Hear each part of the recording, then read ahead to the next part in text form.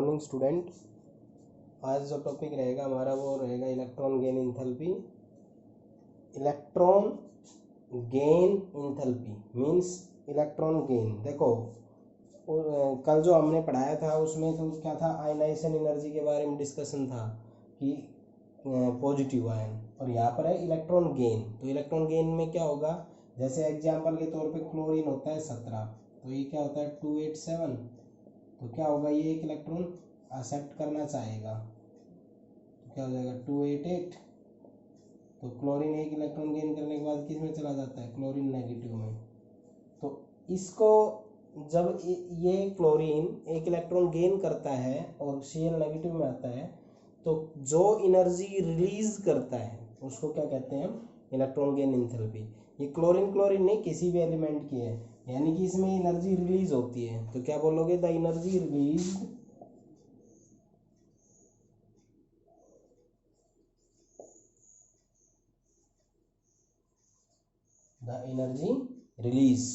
ठीक है, व्हेन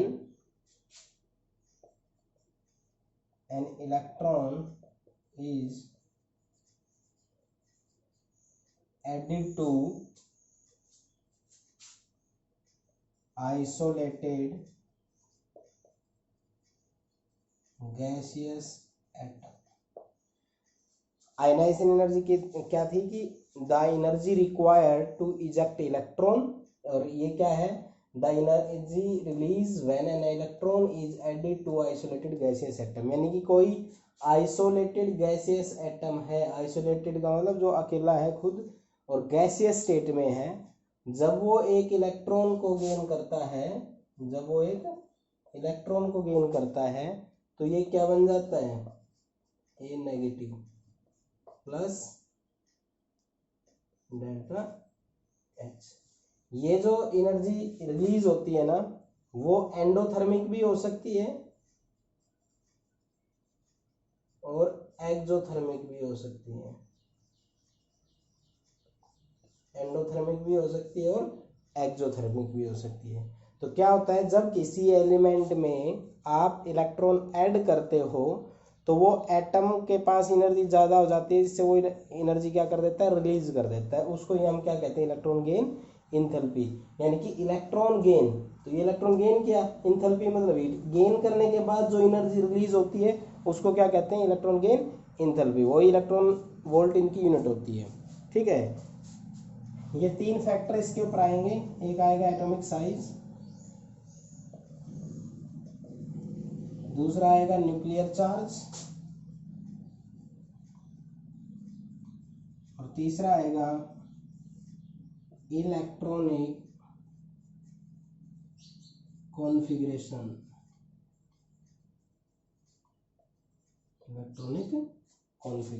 ठीक है, तो इन तीन फैक्टर्स के ऊपर ये इलेक्ट्रॉन गेन एंथैल्पी क्या करती है, डिपेंड करती है। तो मैं पहला फैक्टर लेके चलता हूँ, एटॉमिक साइज। आप खुद सोचो क्या होता है, व्हेन साइज इंक्रीज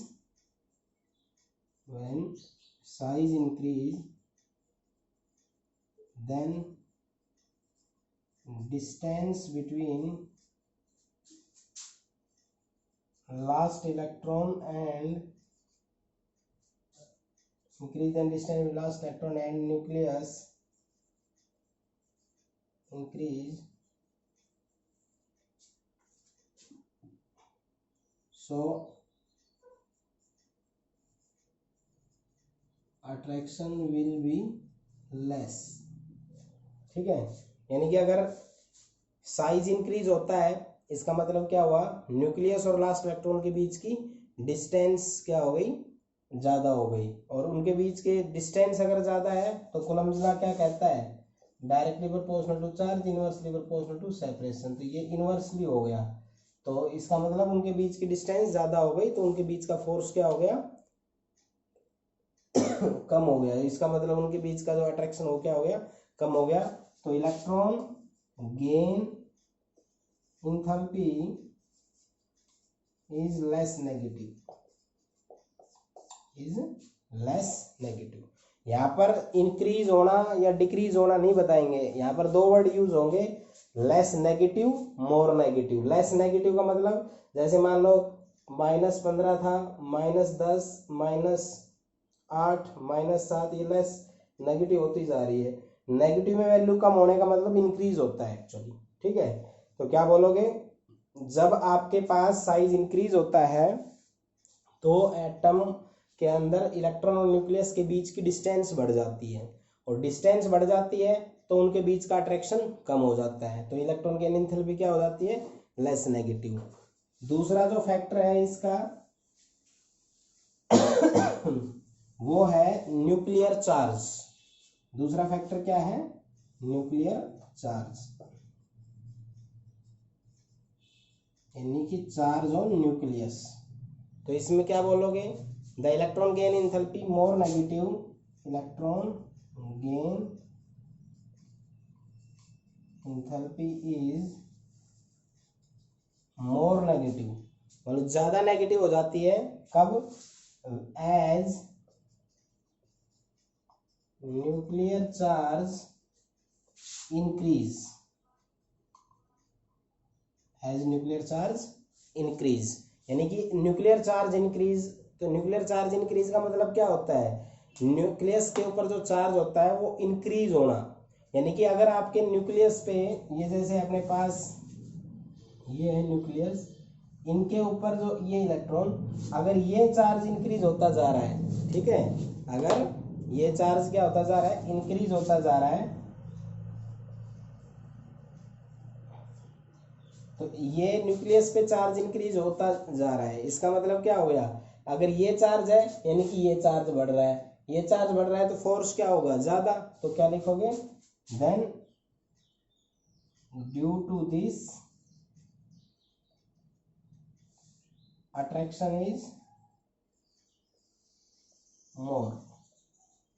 ऐसा करने से इनके बीच का अट्रैक्शन क्या हो जाता है, मोर, यानी कि जो इनकमिंग, जो आने वाला इलेक्ट्रॉन है उसके में और इस न्यूक्लियस के बीच में अट्रैक्शन क्या हो जाएगी, ज्यादा हो जाएगी, ठीक है। तो इसलिए क्या हो जाएगी, सिंपल सा समझो, जब आपके न्यूक्लियस पे चार्ज बढ़ता है तो जो इनकमिंग इलेक्ट्रॉन है और जो ये न्यूक्लियस है, इनके बीच का अट्रैक्शन क्या हो जाता है, इंक्रीज हो जाता है। when nuclear charge is increased then there is a attraction between nucleus and incoming electron is increase, ठीक है। तो इसलिए जो हमारे पास ज्यादा हो गया तो इनकमिंग इलेक्ट्रॉन के बीच का अट्रैक्शन क्या हो गया, ज्यादा हो गया, तो इसलिए क्या हो जाएगी अपने पास, मोर नेगेटिव, क्या हो जाएगी, मोर नेगेटिव, ठीक है। तो ये दो पॉइंट्स आपको ध्यान रखने हैं, the electron gain enthalpy become more negative as nuclear charge increase, यानी कि अगर न्यूक्लियर चार्ज इंक्रीज होता है तो electron gain enthalpy more negative हो जाती है, जिसकी वजह से क्या हो जाता है, there is a great attraction between nucleus and incoming electron, जिसके कारण न्यूक्लियस और आने वाले इलेक्ट्रॉन्स के बीच की जो इंटरेक्शन है वो क्या हो जाती है, ज़्यादा हो जाती है। तो दो फैक्टर मैंने आपको बता दिए हैं, पहला फैक्टर क्या है, एटॉमिक साइज, दूसरा फैक्टर क्या है, न्यूक्लियर चार्ज, ठीक है। एटॉमिक साइज का मतलब अगर न्यूक्लियस और लास्ट इलेक्ट्रॉन के बीच की डिस्टेंस बढ़ती है तो उनके बीच का जो फोर्स ऑफ अट्रैक्शन है वो इनकमिंग इलेक्ट्रॉन और उसके बीच का वो क्या हो जाता है, कम हो जाता है, इसलिए लेस नेगेटिव हो जाती है। अगर ये न्यूक्लियर चार्ज बढ़ता है तो इलेक्ट्रॉन और इसके बीच ये चार्ज बढ़ रहा है तो इन आने वाले इलेक्ट्रॉन इसके बीच का अट्रैक्शन बढ़ जाता है, अट्रैक्शन बढ़ने का मतलब मोर नेगेटिव हो जाती है, ठीक है। तो ये दो फैक्टर आए हैं। अब तीसरा फैक्टर है इलेक्ट्रॉनिक कॉन्फ़िगरेशन। तीसरा फैक्टर क्या है, इलेक्ट्रॉनिक कॉन्फ़िगरेशन। ये मैं आपको पहले भी बता चुका हूं, इलेक्ट्रॉनिक कॉन्फ़िगरेशन दो ही बातों से चलती है,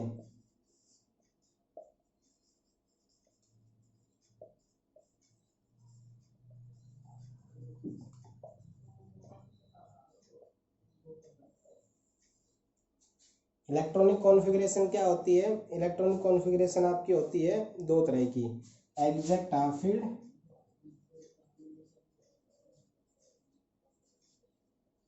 और full field, exact half field और फुल फील्ड। तो element with stable electronic configuration means exact half field और फुल फील्ड इलेक्ट्रॉनिक कॉन्फ़िगरेशन। अगर वो ये कॉन्फ़िगरेशन रखते हैं तो वो इलेक्ट्रॉन एक्सेप्ट करने की टेंडेंसी कम रखेंगे। जैसे मैं एग्जांपल देता हूँ, जैसे मान लो नियोन है 1s2 2s2 2p6, क्या ये एक इलेक्ट्रॉन गेन करना चाहिएगा? क्या एक इलेक्ट्रॉन गेन करना चाहेगा बताओ? नहीं चाहेगा। क्यों? क्योंकि इसका ऑक्टेट ऑलरेडी कंप्लीट है। तो मैं यही समझाना चाह रहा था, the element having stable electronic configuration means completely filled और exact half filled electronic configuration अगर उनके पास है तो they can not accept electron, तो वो उस इलेक्ट्रॉन को एक्सेप्ट ही नहीं करना चाहेंगे। अगर इनका ऑक्टेट कंप्लीट है तो ये एक्सेप्ट क्यों करना चाहेंगे? क्या नोबल गैस कभी इलेक्ट्रॉन एक्सेप्ट करती है? नहीं करती है। ना वो गेन करती है ना लॉस करती है। लॉस ज़्यादा एनर्जी देके करना पड़ेगा, बट गेन तो वो कभी कर ही नहीं सकती है। तो क्या कहोगे? अगर किसी एलिमेंट की इलेक्ट्रॉन गेन नहीं इलेक्ट्रॉनिक कॉन्फ़िगरेशन फुलफिल्ड है तो वो इलेक्ट्रॉन को एक्सेप्ट करना नहीं चाहेंगे। उस केस में हम ये बोलेंगे उनकी जो कॉन्फ़िगरेशन है वो क्या रहेगी? स्टेबल, और वो इलेक्ट्रॉन को एक्सेप्ट करना नहीं चाहेंगे। इसलिए हम उसको इलेक्ट्रॉन गेन एंथैल्पी को क्या कहेंगे? पॉजिटिव। क्या कहेंगे? इलेक्ट्रॉन गेन एंथैल्पी को क्या कहेंगे? कि वो पॉजिटिव इलेक्ट्रॉन गेन एंथैल्पी रखेंगे। ठीक है, तो 3 फैक्टर बताए, atomic size, nuclear charge and electronic configuration. ठीक है, अब इनका वेरिएशन बताता हूँ मैं आपको। क्या बताता हूँ? वेरिएशन। अब वेरिएशन साथ ही लेके चलते हैं हम। वेरिएशन में का मतलब होता है एक तो ग्रुप का और दूसरा होता है पीरियड का। ग्रुप और पीरियड। आप खुद बताओ ग्रुप के अंदर क्या होना चाहिए?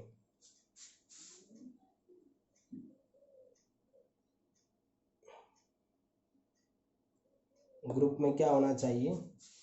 Down the group. ग्रुप की बात होगी तो डाउन द ग्रुप की होगी। डाउन द ग्रुप में गए तो क्या होगा? Size increase. साइज इंक्रीज मैं बता चुका हूँ। क्या बोलोगे? As on moving down the group number of shell increase means size increase. Nuclear charge भी इंक्रीज होता है और साइज भी इंक्रीज होता है। ठीक है ना? यानी कि जब आप ग्रुप में जाते हो नीचे की तरफ न्यूक्लियर चार्ज इंक्रीज होता है। जैसे एग्जांपल है लिथियम, सोडियम, पोटाशियम, ये बताता हूँ। तो ये +3, ये +11, ये +19 इंक्रीज हो रहा है। दूसरा सेल इंक्रीज हो रही है। इसमें 2 सेल हैं, इसमें 3 हैं, इसमें 4 है। जैसे ये 3 का होता है 2 1 और 11 का होता है 2 8 1। तो ये सेल भी इंक्रीज होती जा रही है। तो सेल इंक्रीज और न्यूक्लियर चार्ज इंक्रीज। अगर सेल इंक्रीज हो रही है तो साइज इंक्रीज। ठीक है, साइज इंक्रीज हो रहा है तो न्यूक्लियस और लास्ट इलेक्ट्रॉन के बीच का अट्रैक्शन क्या होगा? लेस होगा। आई बात समझ में? जो पीछे मैंने अभी पहला फैक्टर अफेक्टिंग बताया था कि जब आपका साइज इंक्रीज होता है तो न्यूक्लियस और लास्ट इलेक्ट्रॉन के बीच की डिस्टेंस बढ़ रही है। तो जो इनकमिंग इलेक्ट्रॉन है और न्यूक्लियस है, यानी कि जैसे एक तो ये इलेक्ट्रॉन इस सेल में है, यहाँ पे फिर आना है, और एक ये इलेक्ट्रॉन यहाँ पे आना है, इनकमिंग इलेक्ट्रॉन्स है। एक ये इलेक्ट्रॉन आपका तीसरी सेल से यहाँ से आना है। तो तीनों के तीनों केस में क्या देखोगे? इसमें ये न्यूक्लियस से ज़्यादा दूर है, इसमें थोड़ा कम है और इसमें बहुत कम है। तो अगर डिस्टेंस कम है, यानी कि कूलम्ब्स लॉ क्या कहता था? Directly charge inversely separation. तो ये चार सेपरेशन बढ़ रही है तो उनके बीच का अट्रैक्शन क्या हो रहा है? कम हो रहा है। तो उनके बीच का अट्रैक्शन कम हो रहा है तो इलेक्ट्रॉन गेन एंथैल्पी क्या होती चली जाएगी? लेस नेगेटिव होती चली जाएगी। जब आप डाउन द ग्रुप में जाओगे तो आपकी सेल इंक्रीज होती है, मीन साइज इंक्रीज हो रहा है। साइज इंक्रीज हो रहा है तो इलेक्ट्रॉन गेन एंथैल्पी आपकी लेस नेगेटिव होती चली जाएगी। क्लियर? दूसरा जो फैक्टर है वो है आपका पीरियड का। तो जब आप पीरियड में चलते हो ऐसे, जैसे lithium, beryllium, boron, carbon, nitrogen, oxygen, fluorine, neon, यानी कि 3 4 5 6 7 8 9 10 +3 +4 +5 +6 +7 +8 +9 +10। अगर आप ऐसे जा रहे हो तो क्या बढ़ता जा रहा है? न्यूक्लियर चार्ज बढ़ता जा रहा है। सेल सेम है, न्यूक्लियर चार्ज इंक्रीज हो रहा है, यानी कि साइज स्लाइटली डिक्रीज हो रहा है। तो क्या कहोगे, जब आप अलोंग द पीरियड चलते हो then number of shell is same, size is slightly decrease but nuclear charge increase.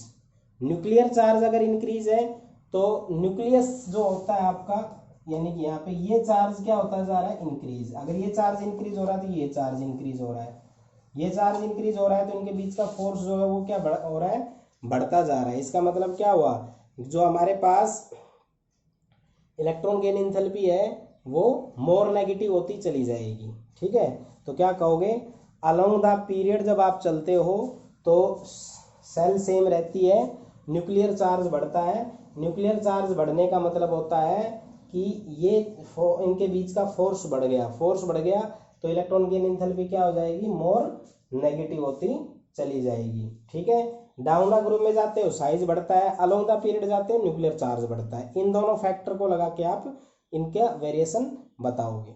ठीक है, अब मैं आपको इनसे रिलेटेड 3 क्वेश्चंस बताता हूं आपको जो इंपॉर्टेंट है।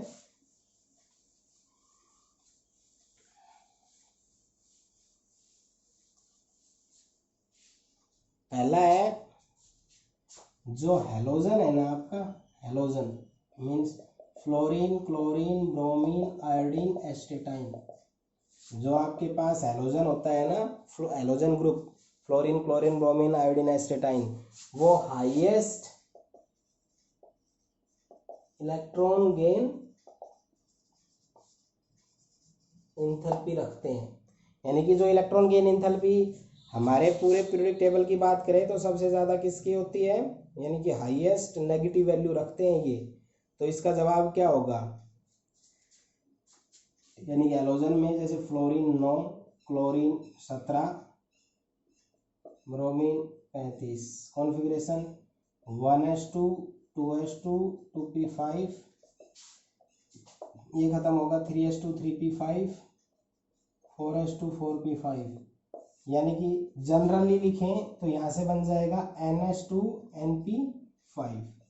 यानी कि जो अपने पास हेलोजन होते हैं उनकी जनरल इलेक्ट्रॉनिक कॉन्फ़िगरेशन जो आपकी होती है वो होती है ns2 np5। जो ns2 np5 है ये क्या बताता है कि एक इलेक्ट्रॉन ये एक्सेप्ट कर ले तो इसकी इलेक्ट्रॉनिक कॉन्फ़िगरेशन हो जाएगी ns2 np6। मीन्स अगर ये एक इलेक्ट्रॉन इसको मिल जाए तो इसका ऑक्टेट क्या हो जाएगा, कंप्लीट। जैसे एक इलेक्ट्रॉन ये एक्सेप्ट कर रहा है तो क्या बन जाएगा, ये 1s2 2s2 2p6, मीन्स इसमें 2 और इसमें 8, ऑक्टेट कंप्लीट हो गया। तो जो पूरे सारे हेलोजन होते हैं ना उनके अंदर एक इलेक्ट्रॉन की कमी होती है, अगर वो उस इलेक्ट्रॉन को एक्सेप्ट कर लेंगे तो उनकी कॉन्फ़िगरेशन जो होगी वो नोबल गैस इलेक्ट्रॉनिक कॉन्फ़िगरेशन जैसे हो जाएगी, और जो कि क्या होती है, स्टेबल। ठीक है ना, तो कोई भी एलिमेंट जो होता है वो अपने आप को स्टेबलाइज करने के लिए ही इलेक्ट्रॉन गेन करता है या लॉस करता है। तो जो आपके पास हेलोजन होते हैं ये एक इलेक्ट्रॉन कम होते हैं इसके अंदर इसकी स्टेबल इलेक्ट्रॉनिक कॉन्फ़िगरेशन से, इसलिए जितने ये जो हेलोजन होते हैं ये एक इलेक्ट्रॉन को क्या करना चाहेंगे, एक्सेप्ट करना चाहेंगे, और एक्सेप्ट करने के बाद अपनी इलेक्ट्रॉनिक कॉन्फ़िगरेशन क्या कर लेंगे, फुलफिल्ड। इस वजह से ये इनकी टेंडेंसी इलेक्ट्रॉन को अट्रैक्ट करने की हो गई, इसलिए ये स्ट्रॉन्ग टेंडेंसी इनके अंदर इलेक्ट्रॉन एक्सेप्ट करने की हो जाती है, इसलिए इनकी इलेक्ट्रॉन गेन एंथैल्पी क्या होती है, मोर नेगेटिव।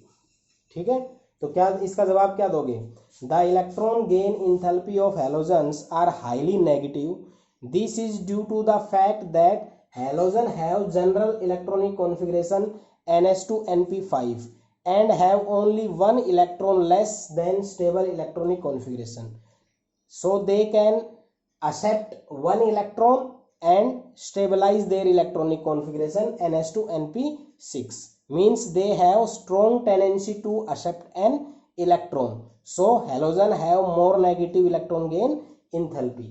सिंपल सी बात है कि जो आपके पास हेलोजन होता है उनकी इलेक्ट्रॉनिक कॉन्फ़िगरेशन होती है ns2 np5, और ये अपने आप को स्टेबलाइज करने के लिए इनकी नेचर ये ऐसी होती है कि एक इलेक्ट्रॉन को एक्सेप्ट करना चाहेंगे। क्यों करना चाहेंगे, ऐसा करने से इनकी कॉन्फ़िगरेशन क्या हो जाएगी, स्टेबलाइज। तो इसलिए इनकी टेंडेंसी क्या होती है, स्ट्रॉन्ग होती है, मोर नेगेटिव इलेक्ट्रॉन गेन एंथैल्पी, इसी रीजन के कारण इनकी हो जाती है। आई बात समझ में कि हैलोजन जो है वो एक इलेक्ट्रॉन एक्सेप्ट करने की टेंडेंसी रखता है, इसलिए इनकी इलेक्ट्रॉन गेन एंथैल्पी क्या होती है, मोर नेगेटिव। और कोई भी एलिमेंट जो है वो इलेक्ट्रॉन गेन या लॉस क्यों करता है, अपने आप को स्टेबलाइज करने के लिए।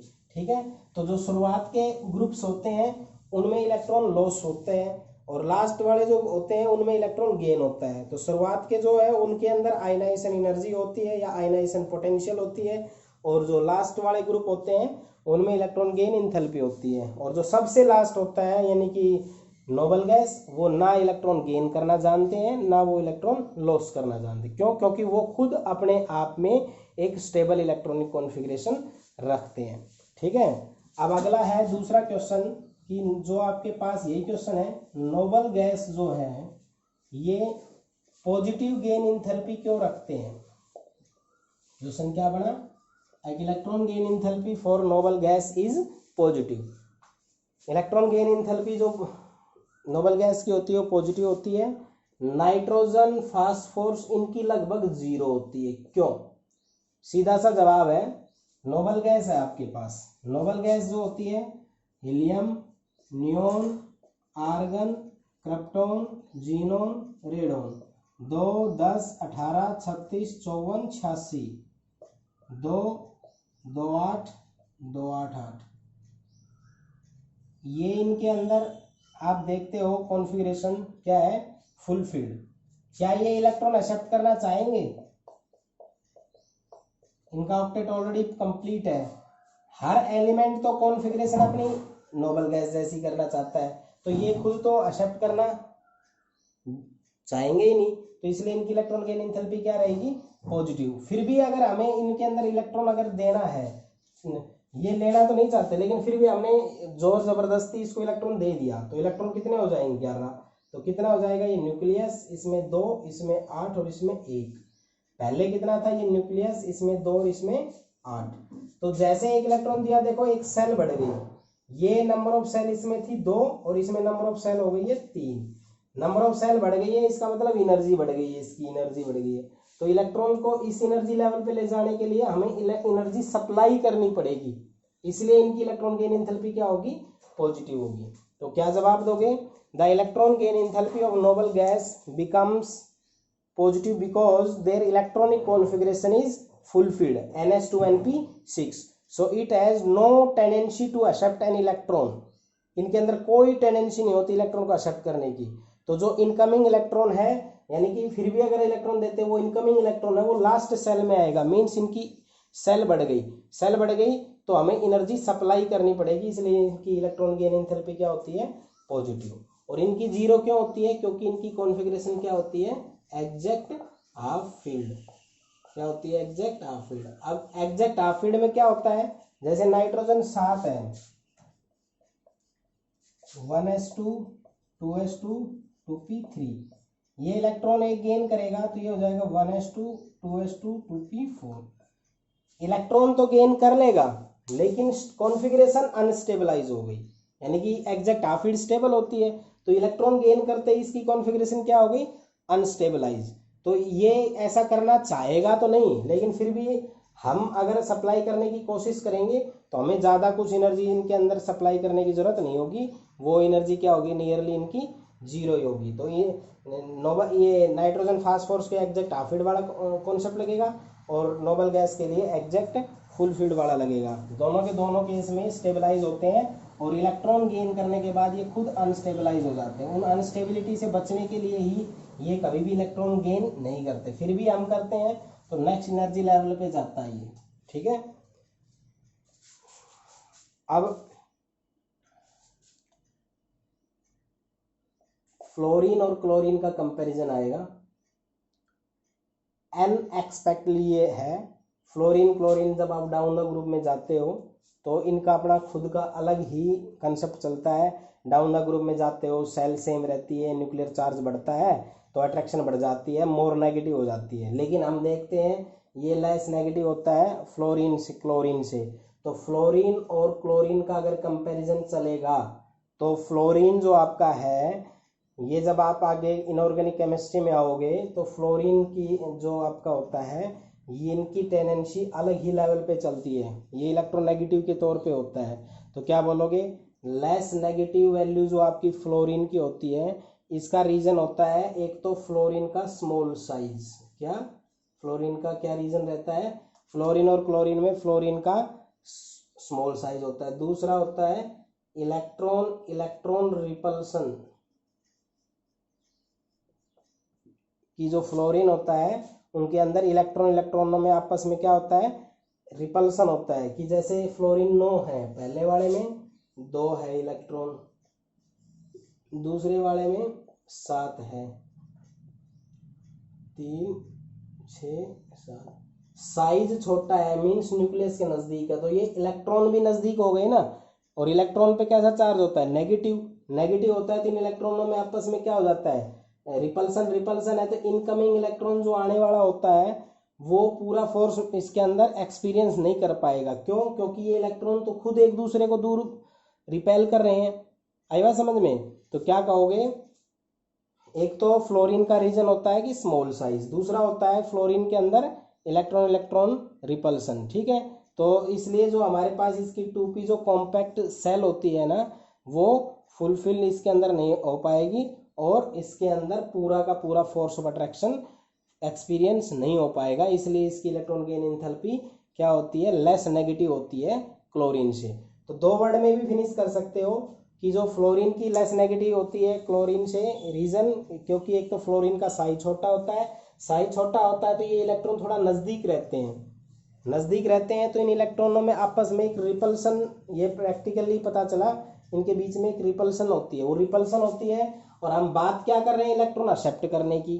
तो ये इलेक्ट्रॉन्स जो है इस इलेक्ट्रॉन को इसको एक्सेप्ट करने में क्या करेगा, थोड़ा सा प्रॉब्लम क्रिएट करेगा। क्यों, क्योंकि ये ऑलरेडी रिपेल कर रहे हैं। ठीक है, तो 2 रीजन देना है, एक तो फ्लोरीन का साइज छोटा, दूसरा इलेक्ट्रॉन रिपल्सन। ठीक है, तो ये 3 क्वेश्चन आपने इलेक्ट्रॉन गेन एंथैल्पी पे करने हैं। एक तो क्या, एक तो आपका है कि जो आपके पास हैलोजन होते हैं इनकी मोर नेगेटिव क्यों होती है, दूसरा क्या होता है, दूसरा होता है नोबल गैस की पॉजिटिव क्या होती है, तीसरा फ्लोरीन और क्लोरीन का कंपैरिजन। ठीक है, तो इस तरह से आप इनको अच्छे से करोगे। अब बात आती है इनके अंदर successive electron gain enthalpy, successive electron gain enthalpy. Successive का मतलब वही होता है, जैसे आपके पास है मान लो फ्लोरीन तो 1 इलेक्ट्रॉन गेन करना चाहेगा। ठीक है, ऑक्सीजन है, ऑक्सीजन कितने इलेक्ट्रॉन गेन करना चाहेगा, 2। गैसेस में होते हैं सारे। नाइट्रोजन की बात करें,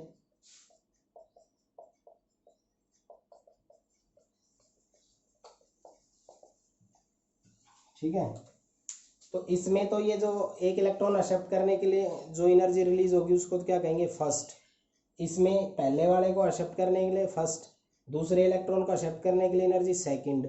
इसमें फर्स्ट, इसमें सेकंड और ये थर्ड। तो क्या हुआ, the energy has to be supplied to accept first, second और third electron is called successive electron gain enthalpy. यानी कि 1 2 या 3 इलेक्ट्रॉन एक्सेप्ट होते हैं। 1 कौन करता है, हैलोजन, 2 कौन करते हैं, ऑक्सीजन फैमिली, 3 कौन क्या करता है, नाइट्रोजन फैमिली। तो जब 1 इलेक्ट्रॉन एक्सेप्ट करना हो तो जो होती है उसको तो फर्स्ट इलेक्ट्रॉन गेन एंथैल्पी कहते हैं। 2 करने हो तो पहला इलेक्ट्रॉन अगर एक्सेप्ट होता है तो उसको फर्स्ट कहते हैं, दूसरा एक्सेप्ट होता है तो उसको सेकंड कहते हैं, और ऐसे ही तीसरा हो तो उसको क्या कहते हैं, थर्ड इलेक्ट्रॉन गेन एंथैल्पी। और ओवरऑल उसको क्या कहते हैं, आपका सक्सेसिव इलेक्ट्रॉन गेन एंथैल्पी। ठीक है, तो ये आपका इलेक्ट्रॉन गेन एंथैल्पी का टॉपिक था। आप टेबल के ऊपर जो भी क्वेश्चंस होते हैं वो आप करोगे। मैंने इंपॉर्टेंट क्वेश्चंस जो थे वो बता दिए, वेरिएशन बता दिया, तो आप आसानी से कर सकते हो। अब इसका लास्ट एक छोटा सा टॉपिक है, इलेक्ट्रॉन नेगेटिविटी। वर्ड से ही देखो, इलेक्ट्रॉन और नेगेटिविटी मतलब इलेक्ट्रॉन एक्सेप्ट करने की ही टेंडेंसी होती है। तो क्या लिखोगे, the tendency of an atom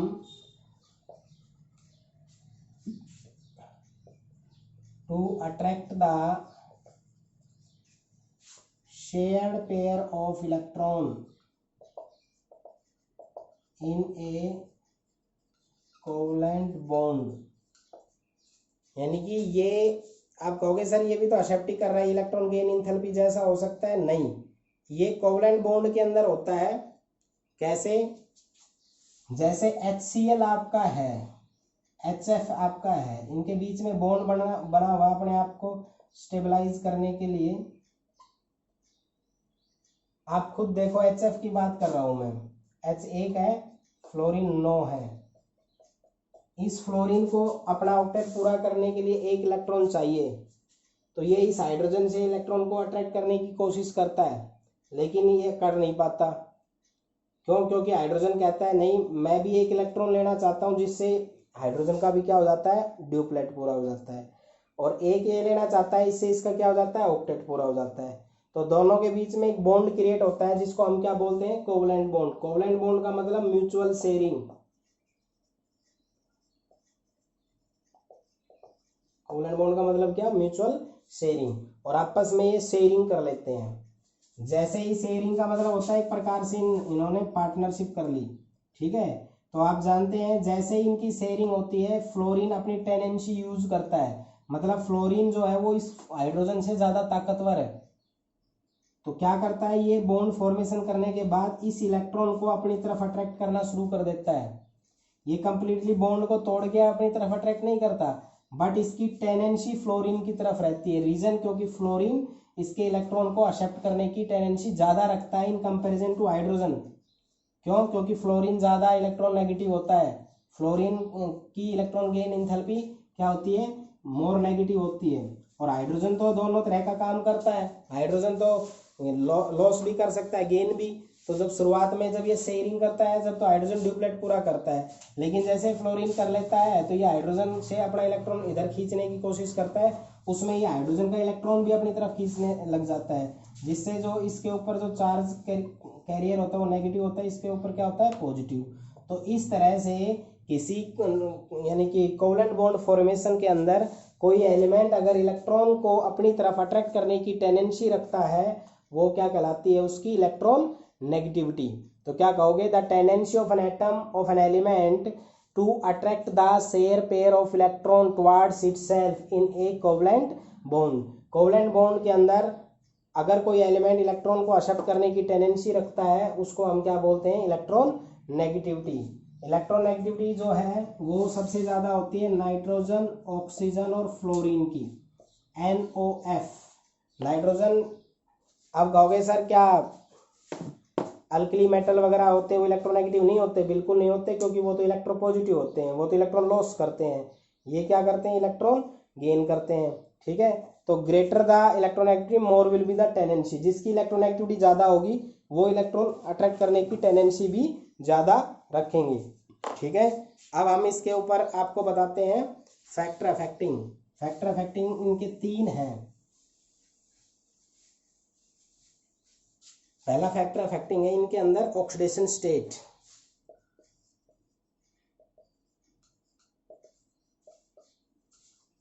दूसरा इसके अंदर है हाइब्रिडाइजेशन की टाइप।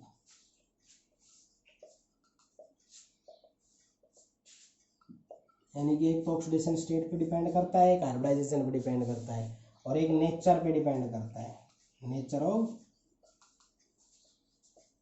सब्स्टिट्यूएंट्स। इन 3 फैक्टर्स के ऊपर ये डिपेंड करता है कि एक तो ऑक्सीडेशन स्टेट क्या होती है। अगर पॉजिटिव ऑक्सीडेशन स्टेट इंक्रीज होती है तो इलेक्ट्रॉन नेगेटिविटी क्या होती है, इंक्रीज होती है। यानी कि अगर जो उसके साथ एलिमेंट जुड़ा हुआ है तो क्या बोलोगे, इलेक्ट्रोनेगेटिविटी इंक्रीज। अगर पॉजिटिव ऑक्सीडेशन स्टेट इंक्रीज हो रही है ना, यानी कि इलेक्ट्रॉन देने की नेचर, जैसे HF हमने जोड़ा, तो अगर ये जो देने वाला पॉजिटिव इंक्रीज हो रहा है तो ये इलेक्ट्रॉन एक्सेप्ट करने की टेंडेंसी भी ज़्यादा रखेगा। दूसरा होता है टाइप ऑफ हाइब्रिडाइजेशन। हाइब्रिडाइजेशन जो होती है sp3, sp2 और sp, ये 3 टाइप के हाइब्रिडाइजेशन है। तो इसमें S कितना है, 25%, इसमें S कितना है, 33%, इसमें कितना है, 50%। मतलब जो आपके पास S है वो इसमें 50% है, तो S जितना ज़्यादा होगा वो उतना ही ज़्यादा न्यूक्लियस के नज़दीक होगा। तो क्या कहोगे, S का जो एलिमेंट एस जो सबसेल है वो नियर द न्यूक्लियस होती है, उसको अट्रैक्ट करने की टेंडेंसी सबसे ज़्यादा होती है। यानी कि आपका S कैरेक्टर जितना ज़्यादा होगा उसकी इलेक्ट्रोनेगेटिविटी उतनी ही ज़्यादा होगी इन कंपैरिजन टू P, फिर D एंड फिर F। तो कहने का मतलब क्या हुआ, कहने का मतलब ये हुआ type of hybridization affect the electronegativity. ठीक है, S orbital near the nucleus, so then PDF।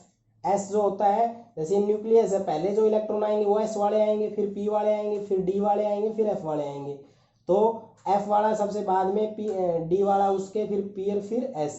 तो आप खुद बताओ कि ज़्यादा अट्रैक्शन न्यूक्लियस S की रखेगा, P की रखेगा, D की या F की? सबसे ज़्यादा अट्रैक्शन रखेगा वो S की। S कैरेक्टर इसका मतलब सबसे ज़्यादा किस में होता है, उसमें होता है जो हाइब्रिडाइजेशन SP रखते हैं, तो इसकी इलेक्ट्रोनेगेटिविटी ज़्यादा होगी। फिर इसकी 33% S है, तो ये फिर, और इसमें 25% फिर ये। तो कहने का मतलब क्या हुआ, S character increase, electronegativity is increase. तीसरा जो फैक्टर है वो है nature of substituents. Nature of substituents inductive effect के बेस पे करता है कि किस तरह की नेचर रखता है। अगर अट्रैक्ट करने की टेंडेंसी जिसकी ज़्यादा होगी उसकी इलेक्ट्रोनेगेटिविटी भी क्या होगी, आपकी ज़्यादा होगी। ठीक है, अब इसके अंदर हम बताते हैं वेरिएशन। सिंपल सा इनका वेरिएशन, कोई ज़्यादा टफ नहीं है। पहला तो रहेगा ग्रुप्स में, दूसरा रहेगा पीरियड में। ग्रुप में क्या होता है, डाउन में जाते हो साइज इंक्रीज,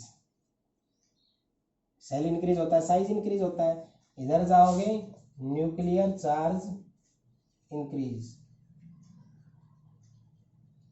कहने का मतलब क्या हुआ, जब आप डाउन द ग्रुप में जाते हो सेल बढ़ती है, सेल बढ़ती है तो साइज बढ़ता है, साइज बढ़ता है तो न्यूक्लियस और लास्ट इलेक्ट्रॉन के बीच की अट्रैक्शन क्या होती है, कम हो जाती है। तो इसका मतलब इलेक्ट्रोनेगेटिविटी क्या होगी, अट्रैक्शन कम होगी तो इलेक्ट्रोनेगेटिविटी कम हो गई। तो इधर जब डाउन द जाएंगे तो इलेक्ट्रोनेगेटिविटी क्या होगी, डिक्रीज।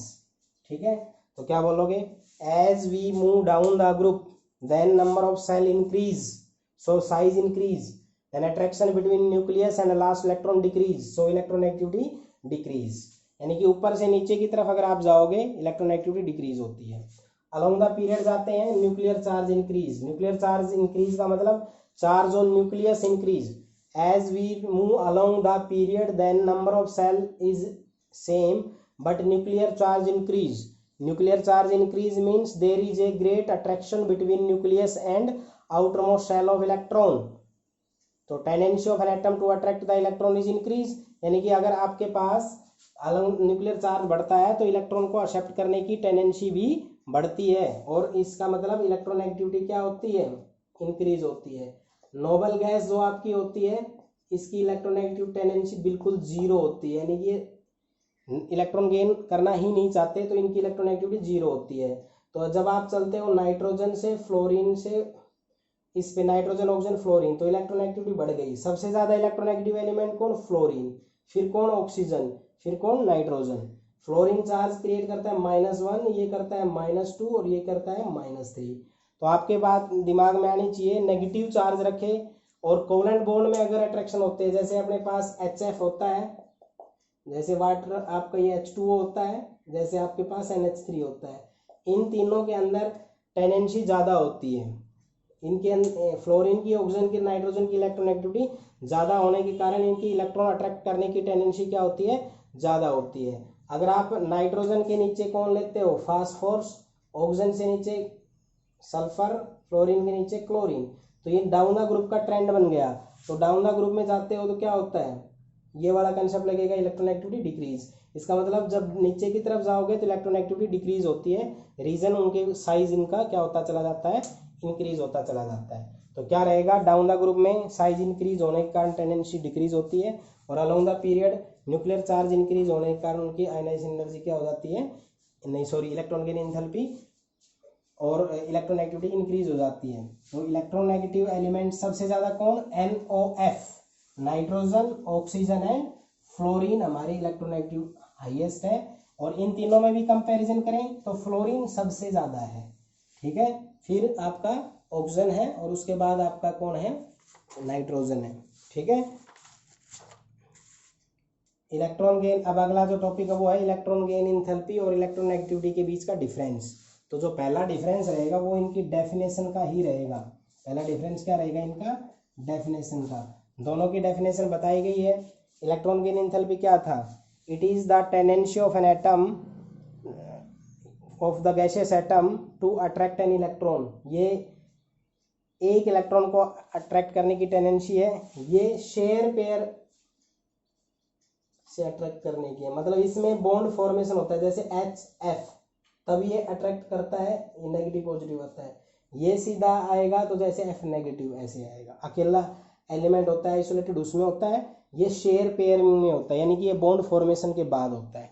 ठीक है, ये आइसोलेटेड एटम के लिए होता है।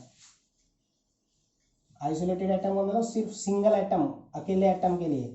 और ये किसके लिए होता है, शेयर्ड एटम के लिए होता है। मतलब यानी इसमें कोई ना कोई बॉन्ड बनना चाहिए। ठीक है, आई बात समझ में। तीसरा, इसको आप एक्सपेरिमेंटली चेक कर सकते हो इलेक्ट्रॉन गेन एंथैल्पी को, और इसको आप नॉट एक्सपेरिमेंटली, इसको आप चेक नहीं कर सकते। ठीक है, इसकी यूनिट जो होती है वो होती है किलोजूल पर मोल, और जो नेगेटिविटी होती है होता है यूनिटलेस। क्या होता है, यूनिटलेस। क्लियर। ये कांस्टेंट होती है हर एलिमेंट के लिए, अपनी अपनी पर्सनल होती है, सभी की कांस्टेंट होती है। और ये कांस्टेंट नॉट कांस्टेंट। तो क्या बोलोगे, पहला बोलोगे definition, electron gain enthalpy is the tendency of an atom to attract the isolated gaseous atom attract an electron.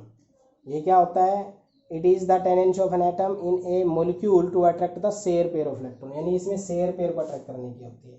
यानी कि सीधे सीधे इसमें होता है, पहले जैसे कोई दो बंदे हैं वो पार्टनरशिप कर ले, शुरू में तो सही चलता रहे, बाद में ताकतवर दूसरे वाले को दबाए, उसको मार भगाए, सारा पैसा हड़प ले। वही है, पहले इसके साथ बॉन्डिंग करता है, बाद में फ्लोरीन इसका भी इलेक्ट्रॉन अपनी तरफ अट्रैक्ट करने की कोशिश करता है।